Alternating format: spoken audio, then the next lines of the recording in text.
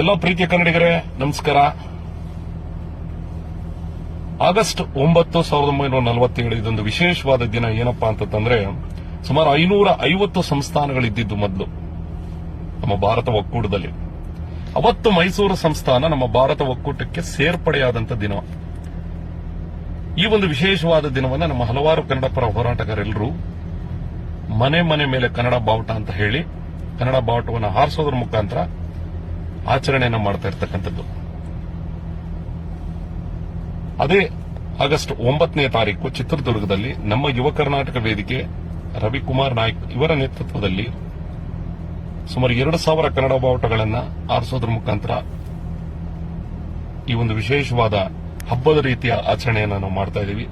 ಜೊತೆಗೆ ನಮ್ಮ ಸಹೋದರ ಸಂಘಟನೆಯಾದಂಥ ಕನ್ನಡಿಗರ ವಿಜಯ ಸೇನೆ, ನಮ್ಮ ವಿಜಯ್ ಕುಮಾರ್ ಅವರು ಹಾಗೂ ನಮ್ಮ ಮೋಹನ್ ಕುಮಾರ್ ಅವರ ನೇತೃತ್ವದಲ್ಲಿ ಟೌನ್ ಹಾಲ್ ಅಲ್ಲೂ ಸಹ ಈ ಕಾರ್ಯಕ್ರಮ ನಡೀತಾ ಇದೆ ಇವತ್ತು.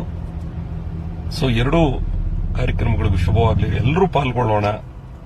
ಈ ಒಂದು ವಿಶೇಷವಾದ ದಿನದಂದು ಮನೆ ಮನೆ ಮೇಲೆ ನಾವೆಲ್ಲರೂ ಕನ್ನಡ ಬಾವುಟವನ್ನು ಆರಿಸೋದ್ರ ಮುಖಾಂತರ ನಮ್ಮ ಅಸ್ಮಿತೆಯನ್ನು ಎತ್ತಿ ಹಿಡಿಯುವಂತಹ ಕೆಲಸವನ್ನು ನಾವೆಲ್ಲರೂ ಮಾಡೋಣ.